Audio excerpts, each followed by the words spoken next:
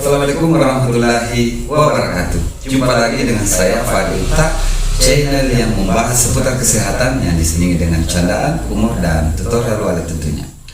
Ada seorang ibu-ibu yang bertanya kepada anaknya, "Irwandi, tahu tidak kamu siapa itu Raden Ajeng Kartini?" "Yang mana, Bu?" "Itu loh, Ibu kita Kartini. Yang ibu yang di sebelah ya, Bu?" "Bukan." "Kamu itu." "Maaf, Bu, saya tidak tahu." "Makanya jangan main terus. Kau mau rajin-rajin membaca buku sejarah."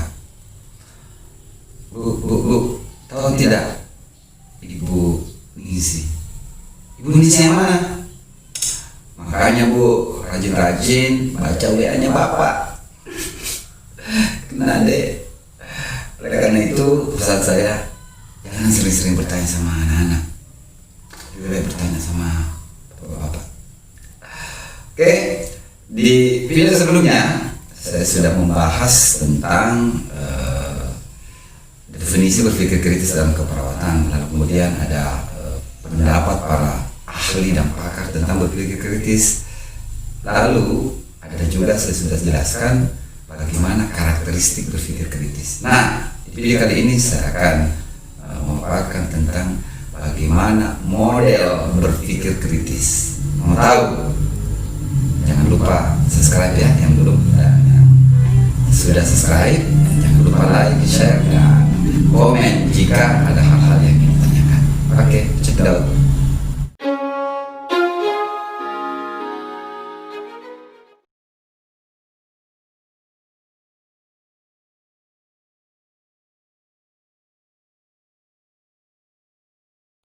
Nah, di video sebelumnya saya sudah memberikan materi tentang berpikir kritis dalam keperawatan, di mana pada materi tersebut saya sudah menyinggung tentang apa definisi dari berpikir kritis dalam keperawatan, kemudian beberapa pendapat dari para ahli terkait dengan berpikir kritis. Lalu kami juga sudah membahas tentang karakteristik seorang perawat dalam berpikir kritis. Nah, untuk materi ketiga kali ini, yaitu di mana saya akan membahas tentang 5 model berpikir kritis. Nah, di sini kita lihat ada 5 model berpikir kritis yang biasa disingkat dengan ZING. T-nya itu adalah total recall, kemudian H habits, I inquiry, kemudian N-nya new ideas and creativity, dan K itu knowing how using. Baik, kita bahas satu persatu ya. Yang pertama yaitu total recall atau pemanggilan total. Di sini mengingat fakta atau suatu kejadian serta mengingat di mana dan bagaimana menemukannya ketika dibutuhkan. Lalu kemudian kemampuan untuk mengakses pengetahuan, di mana pengetahuan merupakan sesuatu yang dipelajari dan disimpan dalam pemikiran. Seperti itu yang dikatakan sebagai total recall.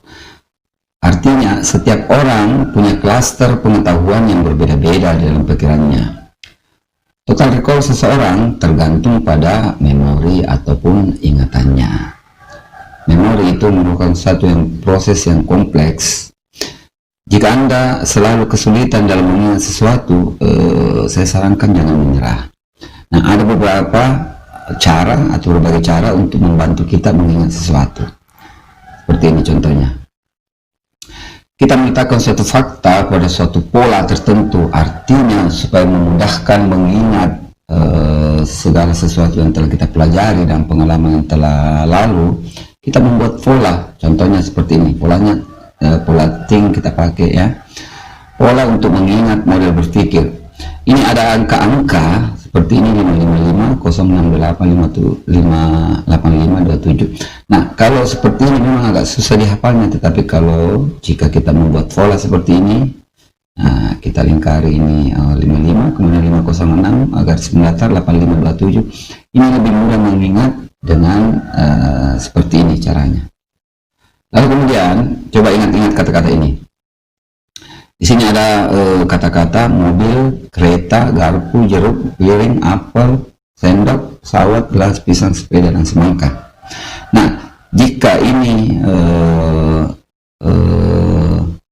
disimpan di dalam memori, untuk mengingatnya agak susah. Kenapa? Karena kata-katanya ini narasinya begitu bersambung saja. Tetapi jika seperti ini caranya, kita pisahkan, misalnya ini mobil, kereta, pesawat, ini adalah golongan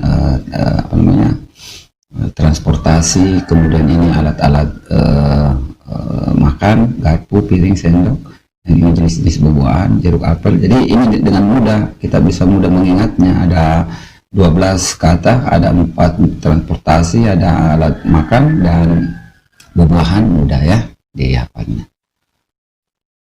Apalagi jika kita bikin jembatan keledainya seperti ini, MKPS, GPSG dengan JAPS seperti itu. Nah, mengkaitkan fakta dengan pengalaman, contohnya total record itu kita mengkaitkan fakta dengan pengalaman. Contohnya, mahasiswa akan mengingat penjelasan dosen jika dosen mendukungnya dengan cerita-cerita yang lucu. Oleh karena itu, setiap saya memberikan materi, saya selalu selingi dengan cerita lucu agar teman-teman dapat mengingatnya bahwa waktu Bapak memberikan materi tentang karakteristik seperti ini yang pernah dia bilang, karena diselingi pada waktu itu ada candaan dan ada humor. Itu kali. Lalu di sini saya akan memberikan latihan berpikir 2 ya.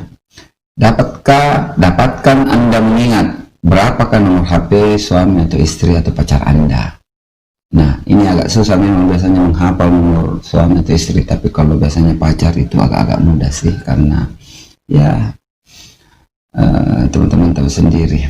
Nah, di sini untuk mengingatnya seperti tadi kita lakukan pemetaannya seperti ini, 0852 1518 3600, kan mudah diingat dibanding 0852 1518 3600, kan agak susah mengapa seperti itu.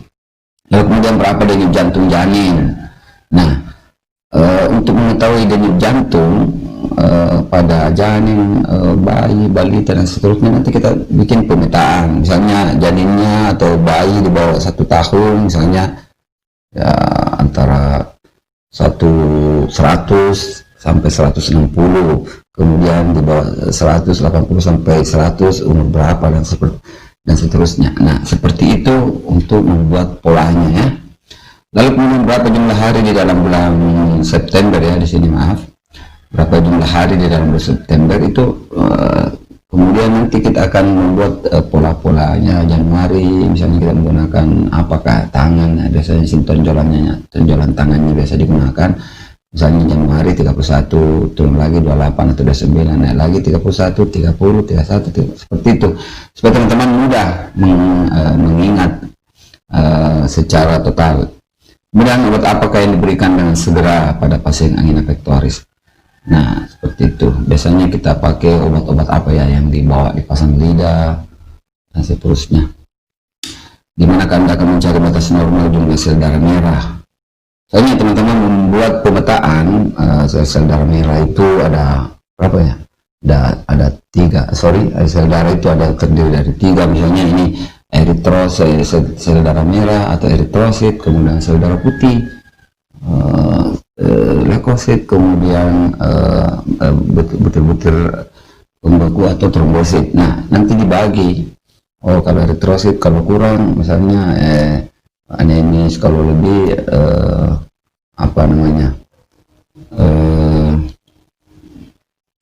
kalau leukositnya misalnya berkurang, jadi leukopenia, kemudian leukositosis, trombositopenia, trombositosis, atau dan lain sebagainya, seperti itu. Jadi teman-teman mudah mengingatnya.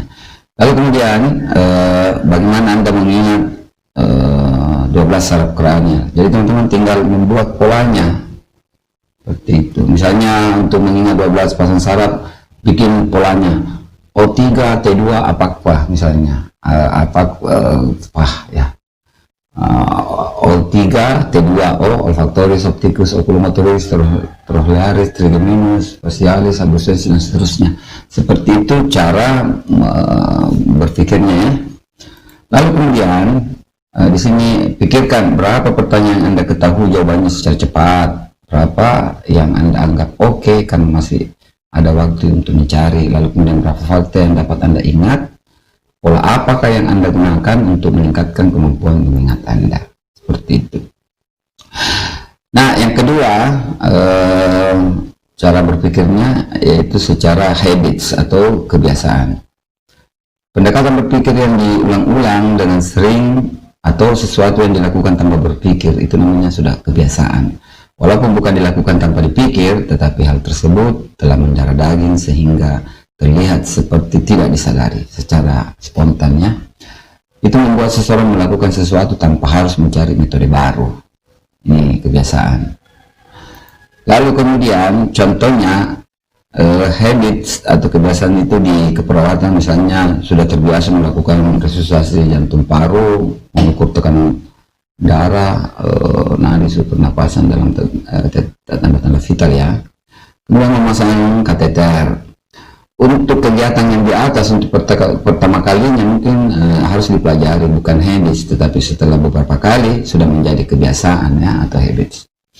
Habits lain di mana proses berpikir tidak jelas atau biasa disebut dengan intuisi atau gerakan hati atau feeling. Intuisi, gut level reaction atau feeling dulu dilihat sebagai sesuatu yang tidak scientific, tidak alami itu kalau feelingnya, perasaan.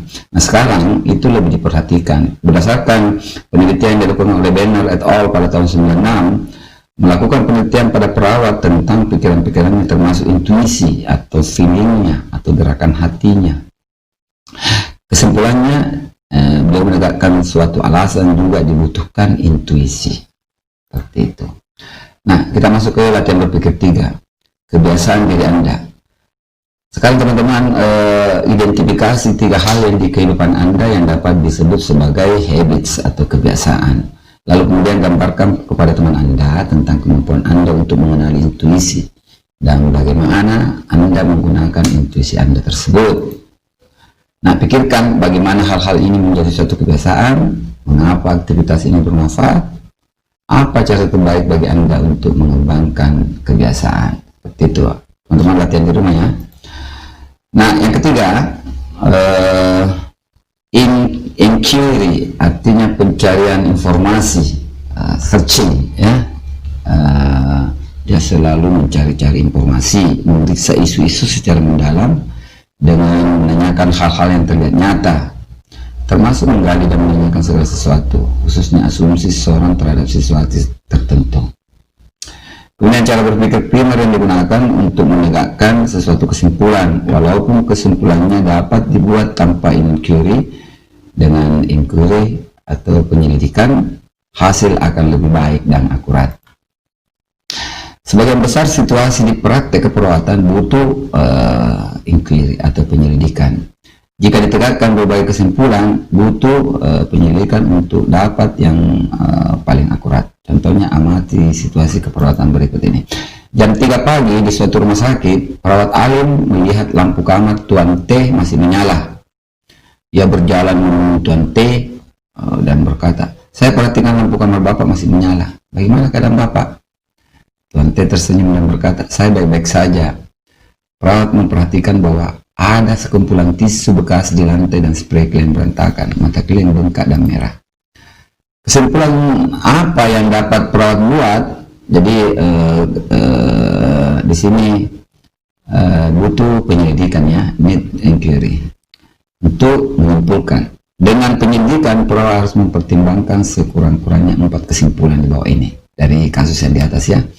Klien baik-baik saja yang pertama, dan normal terbangun pada jam seperti ini, mungkin menggosok matanya karena alergi yang deritanya. Ataukah yang kedua, klien baik-baik saja tetapi tidak bisa tidur karena istirahat yang berlebih pada siang hari akibat kebosanan, matanya selalu merah dan bengkak. Yang ketiga, klien dalam keadaan tidak baik tetapi ia tidak mau membicarakan hal ini atau tidak mau mengganggu seseorang. Nah, klien dalam keadaan tidak baik tetapi tidak tahu bagaimana meminta bantuannya. Nah, dari keempat kemungkinan masalah yang ada di Tuan T, untuk jawaban yang terbaik di sini perawat butuh validasi. Cari informasi lain sebanyak mungkin, tanyakan kepada kalian yang lebih mendalam, dan tanya super sistemnya, observasi lingkungan di sekitar untuk mengetahui apa penyebabnya dia terbangun di tengah malam. Di sini kita latihan berpikir keempat, pemeriksaan atas tubuh Asriani. Jawab pertanyaan tentang Asriani dan bandingkan jawaban Anda dengan jawaban teman-teman Anda. Asriani umur 27 tahun, tinggi badan 155, akhir-akhir ini berat badannya meningkat jadi 60. Ia selalu memakai baju longgar. Nah, kesimpulan apa yang paling tepat kira-kira yang Anda bisa ungkapkan terkait dengan data yang ada ini terhadap Ibu Asriani? Apa yang membuat jawaban Anda bisa berkaitan dengan berat badan, jenis kelamin, penggunaan baju longgar, nama Asriani, usia 27 tahun? Kesimpulan apa yang paling tidak mungkin atau paling mungkin, dan informasi apa yang Anda butuhkan untuk memvalidasi kesimpulan Anda? Coba pikirkan, apakah Anda telah memikirkan segala kemungkinan jawaban atas pertanyaan-pertanyaan ini?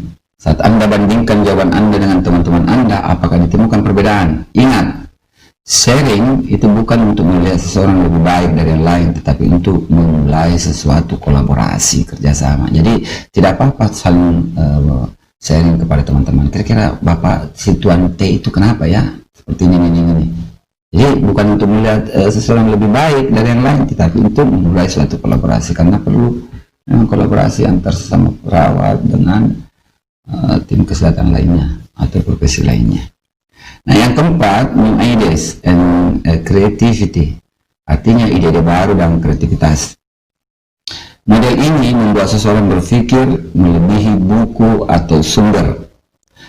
Kreativitas lebih atau kurang sama dengan habits. Artinya seseorang yang kreatif akan berkata, let's try new way, let's try this a new way. Artinya mari kita coba sesuatu yang baru.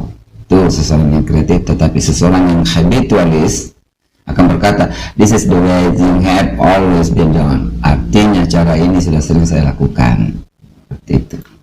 Nah, mencoba menjadi seseorang yang berbeda di antara sekumpulan orang yang ada, itu maksud dari new ideas dan creativity. Dia mencoba menjadi seseorang yang berbeda di antara sekumpulan orang.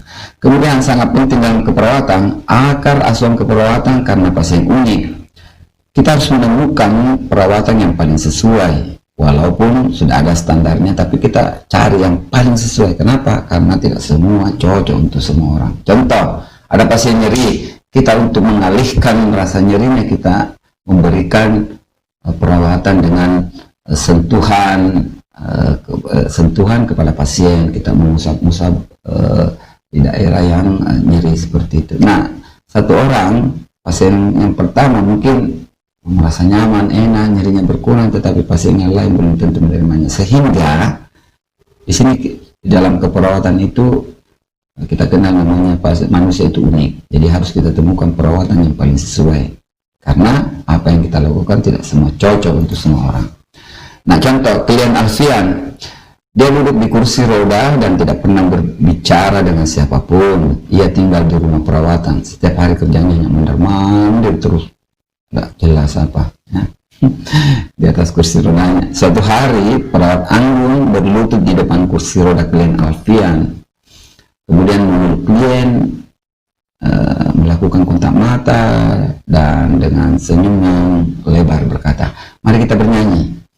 Tebak apa yang terjadi kira-kira teman-teman? Klien Alfian menyanyi dengan baiknya. Sejak saat itu ia selalu tersenyum kepada perawat Anggun. Entah kenapa, apakah dia ada cinta lokasi kah, atau apakah yang jelasnya dia melemparkan senyuman mesra ke Anggun dan berespon terhadap satu atau dua pertanyaan. Dan kadang-kala bernyanyi dengan perawat lainnya. Nah, seperti ini yang kita harapkan pada saat pemberian asuhan keperawatan, terjadi hubungan emosional yang bagus pada petugas dengan pasiennya, sehingga segala sesuatu yang kita inginkan, tujuan kita bisa tercapai dengan kerjasama yang baik. Seperti itu. Nah, kita lihat resep komunikasi terapeutik ya. Ini resepnya ya, saya kasih rahasianya. Not only verbal approach, jadi bukan hanya pendekatan melalui verbal, melalui ucapan kata-kata, tetapi komunikasi itu termasuk menyentuh dan menyanyi. Nanti di video berikutnya mungkin teman-teman saya akan berikan contoh bagaimana menyanyi yang baik dan benar. Seperti itu. Ya. Oke. Lalu kita masuk ke latihan berpikir kelima. Ide-ide baru dan kreativitas Anda.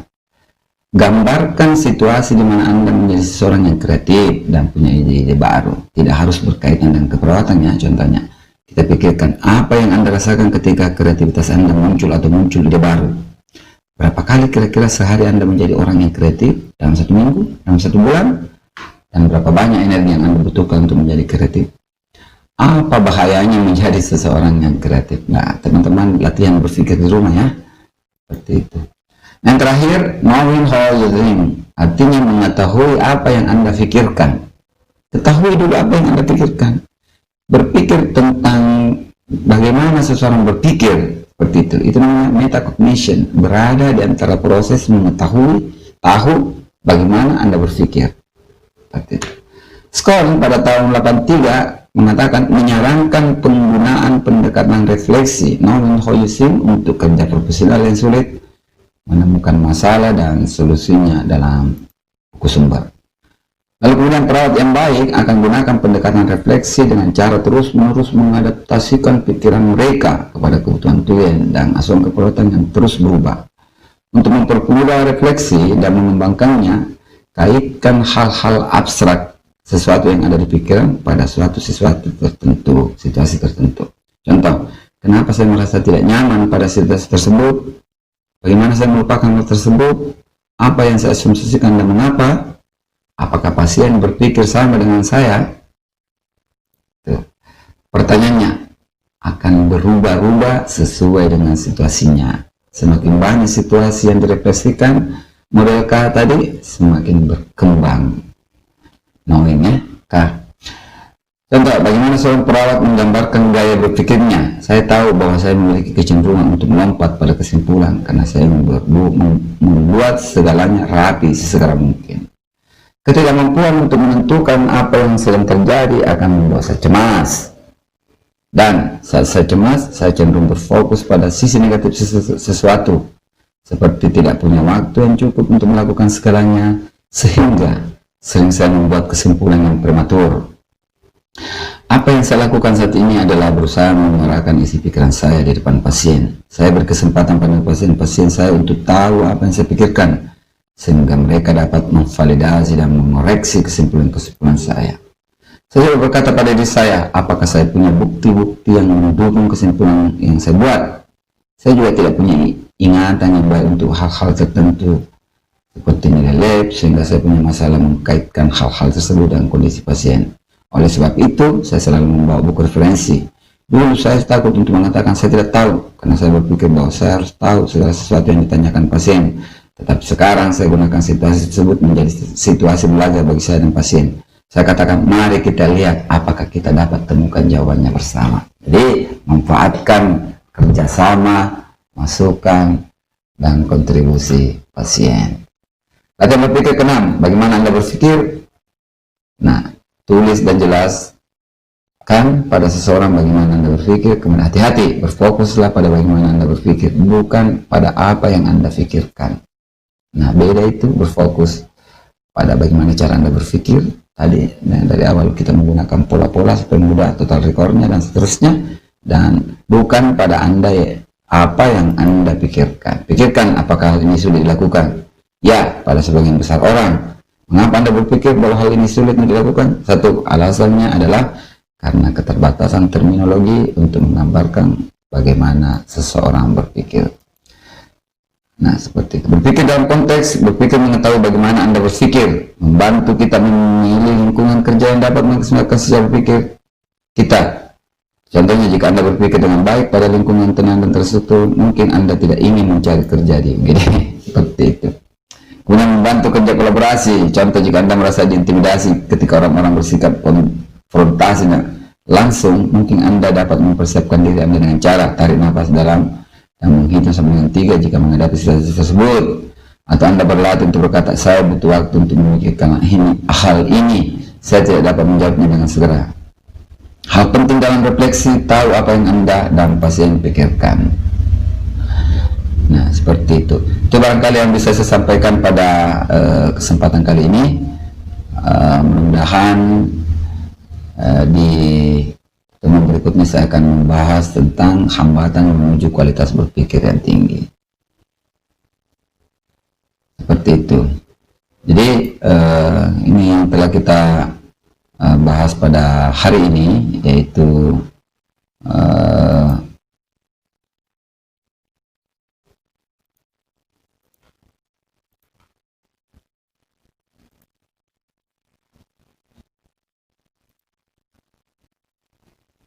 nah, itulah materi kita pada hari ini, di mana pada pertemuan kali ini kita membahas tentang 5 model berpikir kritisnya. 5 model berpikir kritis yang digunakan oleh seorang perawat dalam melakukan asuhan keperawatan. Oke. Terima kasih atas perhatiannya. Sampai jumpa dan semoga bermanfaat. Nah, itu tadi beberapa model berpikir kritis dalam keperawatan. Dan jangan lupa, saya ingatkan kepada teman-teman untuk menonton video terbaru dari saya ya, dan video terbaik untuk Anda. Serta saya ingatkan kembali, jangan lupa subscribe yang bagian belumnya. Terima kasih sudah menonton, sampai jumpa dan